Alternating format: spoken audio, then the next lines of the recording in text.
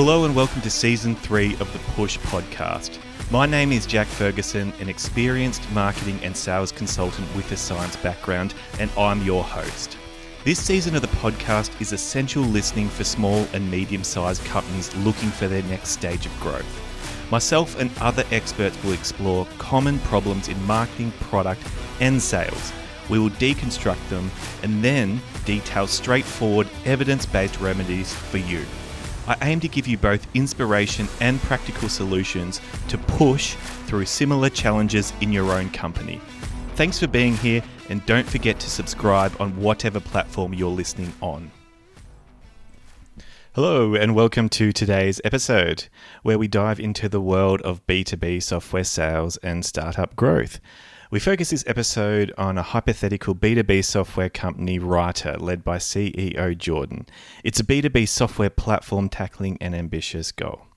Jordan needs to triple his company's growth in a short space of time, all while navigating demanding investors. In this episode, we'll explore the intricacies of sales cycles, from the typical duration of B2B enterprise deals to the strategies for speeding them up. We talk about managing sales pipelines, finding those rare blue birds in the early days, and setting up your startup for explosive growth. And by we, I mean myself and product marketing specialist Alex Urquhart. Alex and I discuss Jordan's situation and will leave you with plenty of practical takeaways. So whether you're navigating long sales cycles, seeking exponential growth, or just looking to refine your sales strategies, this episode is packed with valuable takeaways. So let's get started. Hello, Alex. Good to see you again. Good to be back, mate. Let's chat. Good way to start it. Let's go straight in. I'm going to pass it over to you to tell us all what we're going to discuss on this episode. Let's do it. These episodes are kicking off faster and faster. I like it. So this one is, so those who caught on to episode 12, so this one is that the team have got their leads coming in now, seems to be sorted. They're fixing their conversions after the demos are moving a bit faster, but the sales cycle is getting far too long. So to maybe start with, let's sort of look at, first of all, what is a sales cycle? So before we do that, though, the team being, this is Writrrr, the AI consulting company. Sorry, yes. Excuse me. With the CEO, Jordan, just so you know who we're talking about. Yes. So this is Jordan, the CEO and founder of Writrrr with the 3 R's. Mm-hmm. And this is the AI platform that can help draft proposals for law firms. Mm-hmm. So it's very meant to be enterprise B2B software. Mm-hmm. So they've got an issue now that Jordan has identified that the sales cycle is taking too long to close. So they've said they've got, I believe it was 2 years, and they've got 10 customers, which is good. You know, these customers are paying a lot of money. Maybe that's a good rate. But their board has said, according to existing investors and future investors, we want to see that 10 turn into 30 next quarter. So the next 3 months, we got to 3x the business, 3 times the business. So sounds easy. Is that a rare comment I've heard? No. I've heard that. I usually hear like, we need hyper growth or some terrible tagline I hear a lot. 10x. Oh, God, I hate that. 25x. Yeah. Let's take the anomaly that happened once 10 years ago and try to replicate that in a local business. So short answer is, I think I'd firstly, in this exact scenario, for what the board has said, I would put it back to Jordan to help manage expectations. You're probably never going to stop them. They were always, and rightfully so, they're probably investors as well. They want to see returns. You've got to be improving. You've got to show as much as you can. They also know, and I've met with a lot of board and a lot of investors, they're not stupid. They a lot of the time they'll set the bar so high because they want to set these expectations, because if they set it slightly low, they go, we'll do a couple things, but if they go, we really got to push ourselves to do as much as we can, and maybe they hit 80% of that or 60% of that, and then maybe that's enough. But so they want to do, so they've gotten 10 years. So first of all, sales cycle is sort of what it's sounding like now. So it's the duration between, and again, this varies from every company, but it's the duration between when you've sort of identified a lead or engaged with a lead. So you met a potential client to when they've signed the contract and you can start invoicing them. And that, again, varies for everyone. If you think of a sales cycle of, B2C, right, is almost instantaneous. You can go into a store, check out a couple of things, you see a hat you like, you pay for it. You look at stuff like Canva, you can have a sales cycle of, you tried the free trial for 3 days, you really liked it, you bought it, you paid for it, where the sort of money sort of comes in. The B2B enterprise stuff typically, again, depending on how complex, I'm going to use the sake of anything above a couple of $1,000s a year. So business enterprise means multiple stakeholders. It's an internal process across teams. It's not just someone buying Miro, and just kind of kicking off internally. So that's going to be usually on the industry averages. And I'll just take Australia because I'm most familiar here, but it's around about 12 months. And that's like you met someone at a conference. They went back, you met with their team, they did a business case, they've got to recycle old processes out. It's about 12 on average. And these guys, it's 2 years, which is pretty standard in the early days. I've heard, somewhere between 6 to 18 months. 6 months is good. And again, this will vary for each sort of company. So sometimes, we've spoken about it in previous episodes, you will find someone who's right place, right time. They've got the problem. They're in desperate need. They're in a lot of pain right now. They need to do something about it. I've worked in companies where we've done it in 4 weeks. And it's like those have had an old boss used to call them a bluebird. And it's like these rare anomalies that you hope happen. Statistically speaking, you're not going to get a lot of them, but occasionally they'll pop out and you're like, great, 4 weeks. Whereas most people, you got to find, educate them, take them through that process and that whole change management. So usually 12 months, I try to say for most enterprises. If you can get them down to 6 months to 3 months in enterprise is fantastic. If you're down to 3 months and you're potentially charging anywhere between 10, 20, 30, 50K a year or more, or sort of 100K a year, if you can get in 3 month bursts, that's fantastic. Looking at the volume as well. But I think so you can measure that a bunch of different ways. The hard thing is in the early days. So these 10 customers here that Jordan's got, he said it's taken 2 years. Now there's probably, same as any sort of version of a startup, it's that momentum. So the first couple of customers probably took 2 years. Once they did it and they proved it and it worked, the next couple probably took 18 months and the next ones took 12 because they got faster with the process. They got faster moving with it. So usually it's going to take you longer in the beginning. To go from 2 years to 3 months is, in my opinion, if I was Jordan, I would say we'll do our best. Like, here's all these things we can do. Reality is you're probably not, unless you find a heap of those bluebirds. But you won't find 20. You won't find 20. And what's worse, and this is the thing that no one wants to talk about, but I'm going to raise it, is that for argument's sake, he hits the 20. In the next 2 months, for some reason, he goes hardcore and he hits 20 clients straight away. That board will come back to him and say, we need 80 in the next quarter. It never ends. Yeah. It's a highway that never ends. So you just got to keep... Don't make people too happy. Yeah, right. Manage how happy you make people. Expectations. Expectation management. Don't give them everything at once. So that's like having that there. So I think, back to the point of the sales cycle, there's a bunch of things you can do. Again, this varies across companies, the same as lead generation, everything else. What it'll be is, though, like always, talk to your customers, find out what's going on, find out what the process is. Usually there's a lot of stuff on enterprise sales. A16Z does a really good Miller-Hyman technique. And they go through, it's the whole enterprise stuff, find the champion, identify the blockers, who is the IT buyer. You've got to go through and make sure IT approves of you, procurement approves of you, the economic buyer approves of you. So there's things in that thing that you can shorten. And one of the best things you can do is take control of it with the client. So if you hope to God they take their time to make that decision, most of the time they've never done this before. Whether they'll admit to it or not, but they're probably looking for assistance if they wanted there, and saying, here is what the road usually looks like. Like, here's our FAQs for the IT team.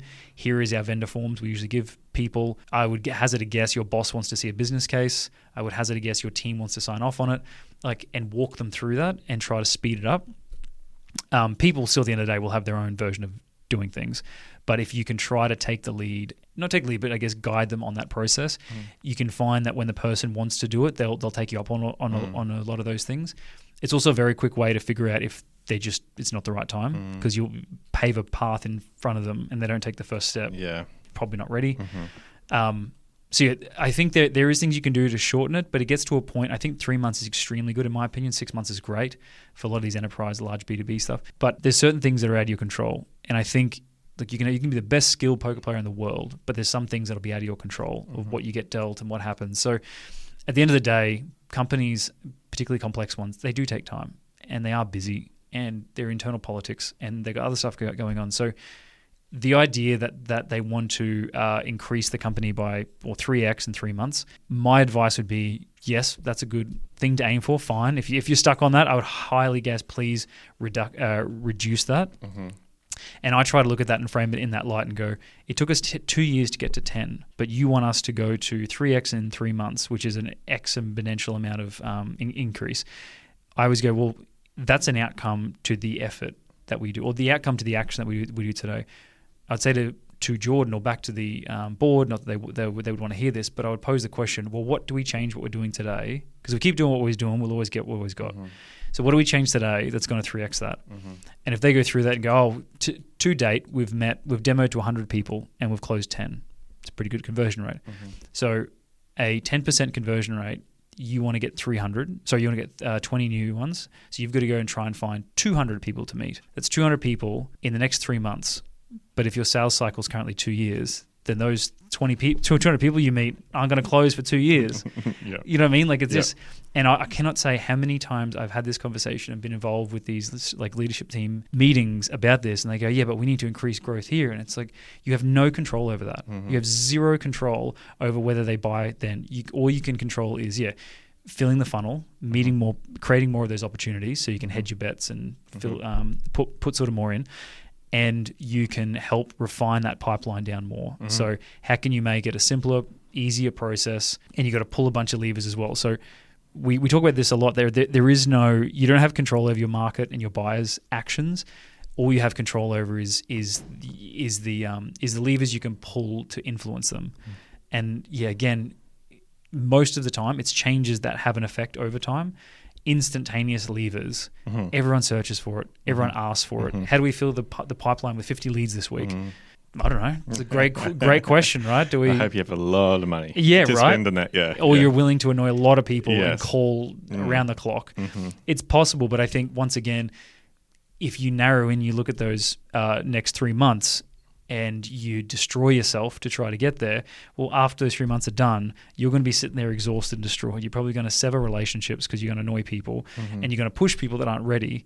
And then at the end of the month, even if you're so lucky enough to get there, it's going to the target's going to move again. Mm-hmm. So I would say for sort of these ones, focus more on compounding improvements. Obviously, do it faster. You've always got to have a sense of urgency. Mm-hmm. That's non-negotiable. Mm-hmm. But you've got to move quickly and stack it and see yourself getting better and better. My advice is always, and investors and boards may not like hearing this, but it's like take a 12-month run-up.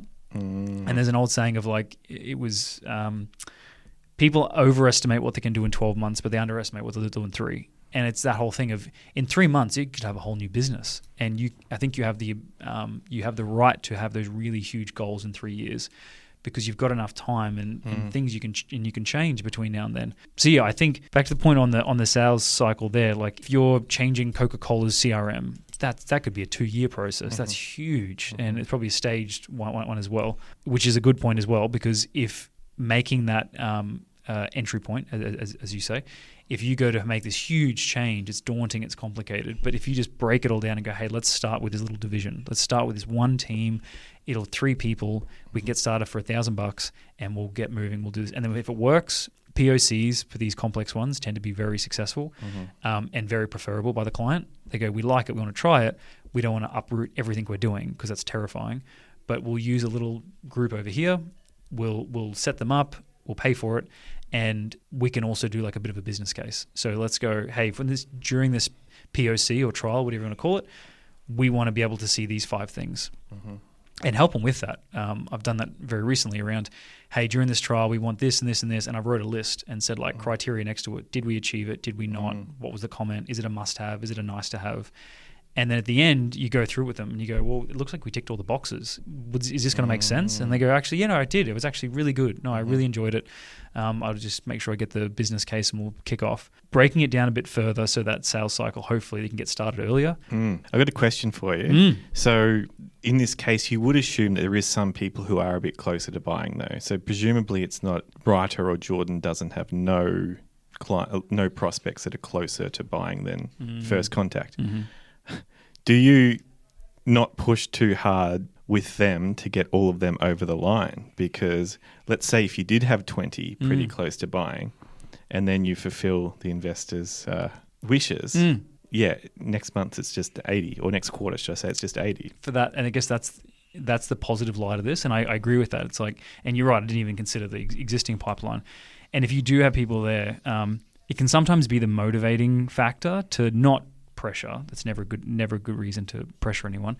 But if it is to create some urgency, and even my old boss at the company I was talking about before, he actually was really honest with them, and he'd say like, hey, we're about to go through a capital fundraising round. It feels like we meet all the criteria. You're going to go ahead with it. Is it at all possible? Could we kick this thing off next month? What would have to happen? And it was a really honest answer. And every time they did it, they respected it. That's interesting. Yeah, they were because they were like, again, that whole human element. Yeah. And they were like, that's a fair question. And they have a business, right? So they've got their own executive stuff they have to deal with. And a lot of them were like, yeah, actually, I would need to get a business case, get this thing off, but I've got budget for 20 grand right now. And you're like, okay, well, let's start with 20 grand. Let's start here. Yep. And we'll get you on the books, and we'll kick off this point. And we did that multiple times. And it's so interesting when you have that. They've got to be at the point, if you've just met them, that's a bit much. Yep. But if you've sort of highlighted it, it feels good, it's going in the right direction, as you said, if they're in that point where they might be further down, I think having a really open, honest conversation and just going like, we really want to try and get here. What's the chance? And they might go like, hey, mate, thanks for your honesty, but we're 6 months off anything. Yes. You go, great, no stress. That's fine too, Yeah. Well, thanks for your honesty. We'll get back to you. So yeah, you have to deliver that one with conviction, though, right? So you can't half-ass that thing. But yeah, I can see how that would be respected if you come in and you are open and honest. But if you kind of deliver it, if you don't mind, please, could you? Yeah, that's right. Because if you're bashful and if you're shy about it or you pull back, it's funny, right? It's almost a sense of trust, right? Because then in my mind, as you just said, then I was like, well, what are they getting at? Like, are they full of crap? They just want me to close it quickly.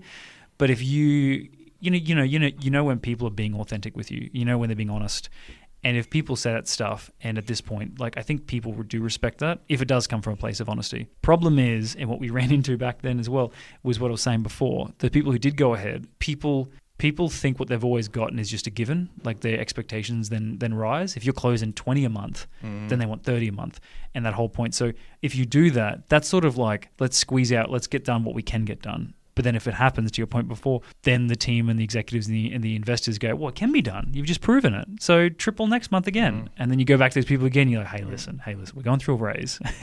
And you do it again. They go, well, you just told me that last week. I'm like, no, go away. Yes. And in that case, you deserve to get fobbed off because you're being insincere and you're going to start going on there. So I think to answer that question, you are right. What in the pipeline can you close now?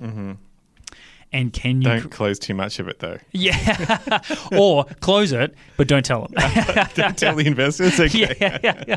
Having I remember there was one we used to do of like if we had and use it as you wish, but I'm just being honest. There'd be ones where I had a really great week and you'd meet these like 6 or 7 clients, which is like a huge week. But I'd only tell them I met like 5 and got good, chuck a couple or into like next 3. Week. And then they'll so just even that shit out. Yeah, correct. Yeah. And if I had a bad week next week, I'm like, oh, these other guys, like, oh, you're on fire. Like, no, I just had a very lucky week the week before. So investors probably a different stage. Maybe be honest with them, but don't be honest with your internal team though. Yeah, 100%. Yeah. Sales leaders don't need to be honest. They got this far. It's funny, but yeah. So I think I think if they're helping him get along, that is a good question too, right? And I think this is when you can use your secret weapon. You can sub in people like Jordan is another one too.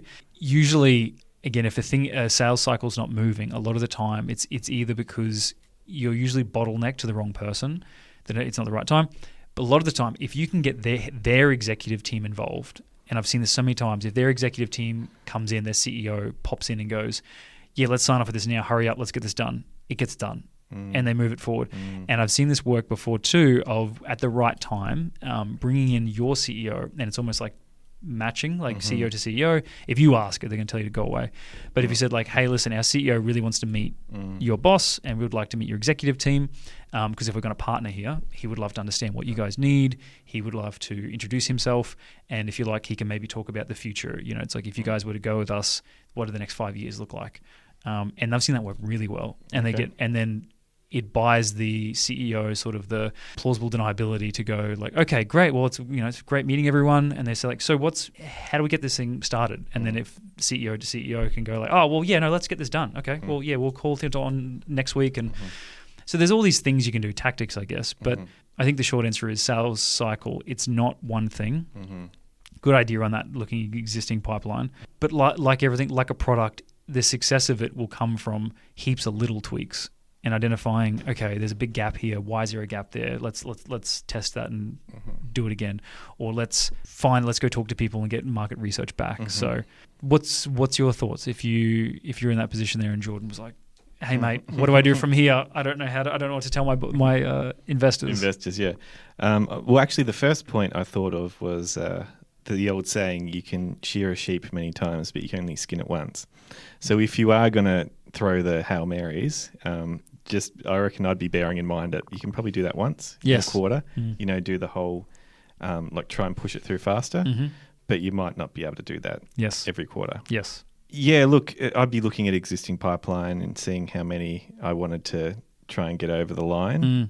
If there wasn't that much existing pipeline, I'd be having kittens in this case, in all honesty. But I would be trying to manage expectations as well. I agree. You wouldn't want to be you don't actually want to hit that target. Yes.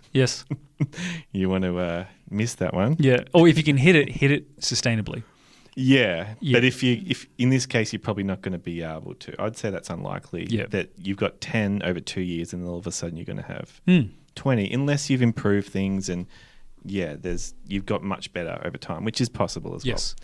But yeah, existing pipeline I'd be looking at, and then I'd go backwards from there because I think you've got a lot of the tactical specifics covered. Yep. I think also setting, as a good point you were saying, like when you talk to those board or the investors, because you're not just talking about this scenario, it's sort of because you should have a good relationship with them and getting them on the same page and not educating them, because I want to not make that sound patronizing, but it is like I've actually seen this happen a lot of times. I had a friend of mine who was the chief product officer, and he was really high up in this really big company, and he said the board members and the investors are sort of the older generation because they've got the money, they've been more experienced, they're at a point in their careers that they can be involved at this level.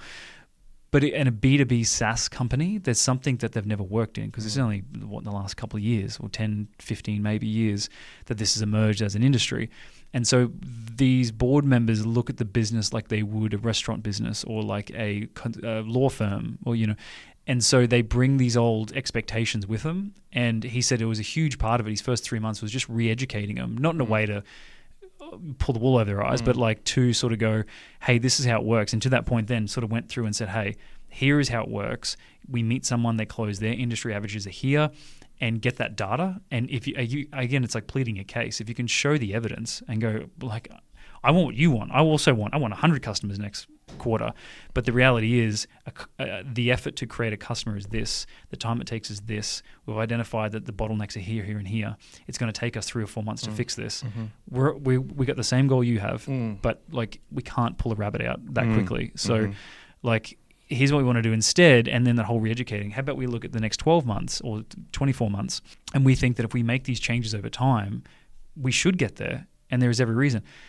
You might have to go into the realm of like, we have runway for 3 months, and that's a reality you just have to face and figure it out. But yeah, I think sometimes with those sort of conversations, whilst yes, figure out a way to answer that question, but I think there is probably more value, because hopefully, and you try to say to them, it's not about getting the next quarter's budget. I want to hit next 5 years and make this $100 million company, or 6 years, or whatever it is. And we want to exit, and we all want a bit of the pie when it leaves. That's our goal, not to kill ourselves the next 3 months. And you'd find most people agree with that. You can't keep saying that and buying yourself more time. Limited shots with some of these tactics. But yeah, correct. If you're going to use it, make sure you know. Be honest. Because you can't remember too many lies. Yeah. Very tough to do that. Awesome. But no, that's probably the main thing about that, right? Like, it's like just dive into the process, find out where the bottlenecks are. Back to, I believe, episode 12 as well, right? Like the sales cycle usually extends because of fear and anxiety and the effort it takes. If you can simplify it, de-risk it, and make it very appealing to take the next steps to acquiring you, that should reduce the process. Until you hit a floor, that'll be the minimum time to convert, or the minimum sales cycle. And that is, unless their hair's on fire and they move in a week, most times it'll take internal processes to move. So I think, that's it. And I had one note here I was going to say as well, is you can influence people 12 months before that. Yes. And we've spoken about that in the past. Yes. Is usually sales cycles get extended because they're still educating themselves. They like it, they're not sure, and you've got to educate their team. But if you could somehow, before they even get to that point, and you can talk to them about the problem and help them see the problem and help them identify they need help and show and build that trust with them and show them and sort of give them those tools way earlier on, by the time they're ready to go, it should be a much faster thing. And they go, hey, we've been following you for ages. We saw a case study you did with a company that looks like ours. We want that exact thing. We get it. We see it now. And you can almost manufacture that process and not just hope and wait that someone is in a lot of trouble and needs to make a move. So I was going to say there's more stuff to go into that. But look up the enterprise stuff. I think it's also Sales Market Fit, which I mentioned last time, talks a lot about this as well. Follow Gav. But there's stuff on A16Z that talk about how to reduce those cycles and how to sort of get a bit easier. Cool. A16Z, Sales Market Fit, awesome resources for that episode. Thanks, Alex. I think that's an incredible episode. Thank you again for sharing your wisdom with us. Thanks, mate. Thanks for listening to my rambling. It's great fun. Talk soon. See you, mate. Thanks for listening to this episode of the Push Podcast. Please remember to subscribe, and if you are enjoying the episodes, please leave a review of the podcast on your platform of choice. It really helps to build the podcast credibility and to help others find this type of information.